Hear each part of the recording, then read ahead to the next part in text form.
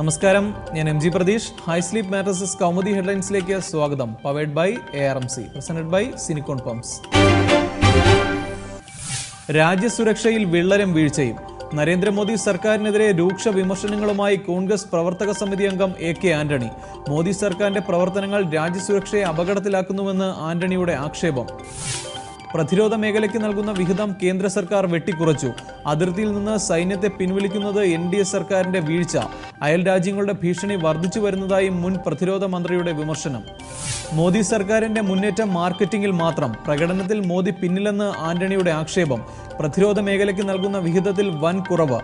സേനയിൽ ഒരു റാങ്ക് ഒരു പെൻഷൻ പദ്ധതി നടപ്പാക്കാത്തത് കുറ്റകരമായ അനാസ്ഥയെന്നും ആന്റണിയുടെ ആരോപണം.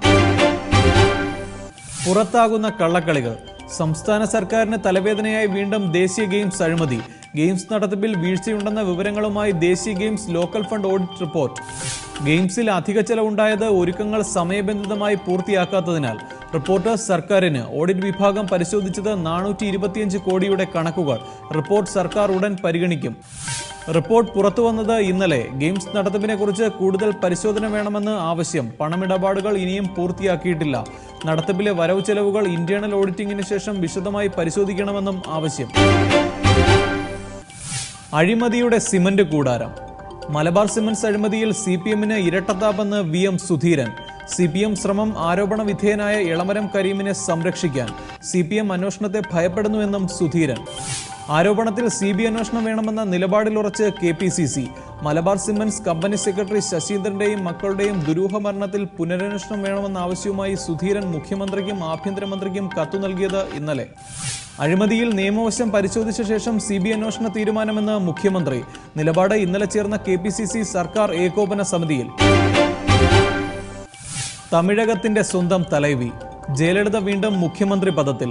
രാവിലെ 11-ന് മദ്രാസ് സർവകലാശാല ശതാബ്ദി ഓഡിറ്റോറിയത്തിൽ നടന്ന ചടങ്ങിൽ സത്യവാചകം ചൊല്ലിക്കൊടുത്ത ഗവർണർ K. റോസയ്യ.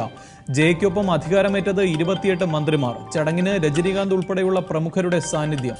അനധികൃത സ്വത്ത് സമ്പാദന കേസിൽ കുറ്റവിമുക്തയാക്കപ്പെട്ട ജയലളിതയെ DMK നിയമസഭാ കക്ഷി നേതാവായി തിരഞ്ഞെടുത്തത് ഇന്നലെ. ജയയുടെ പൊതുവേദിയിലേക്കുള്ള മടങ്ങിവരവ് 217 ദിവസത്തെ ഗൃഹവാസത്തിനു ശേഷം. രാജ്യം കണ്ട ഏറ്റവും വലിയ രാഷ്ട്രീയ തിരിച്ചുവരവിൽ ജയ മുഖ്യമന്ത്രിയാകുന്നത് 5ാം തവണ. ചടങ്ങിൽ കേന്ദ്ര സർക്കാരിനെ പ്രതിനിധീകരിച്ച് പൊൻ രാധാകൃഷ്ണൻ. തലൈവിയുടെ തിരിച്ചുവരവിൽ തമിഴകമെങ്ങും ആഹ്ലാദ തിമിർപ്പിൽ. ഇനി ഇന്നത്തെ സ്വർണം വെള്ളി നിരക്കുകൾ. തരകൻസ് റോയൽ ജ്വല്ലറി കുന്നംകുളം സ്വർണം വെള്ളി നിരക്കുകൾ നിങ്ങൾക്കായി അവതരിപ്പിക്കുന്നത് തരകൻസ് റോയൽ ജ്വല്ലറി. സ്വർണം ഗ്രാമിന് 2550 രൂപ. പവൻ 20,400 രൂപ. വെള്ളി ഗ്രാമിന് 42.23 രൂപ.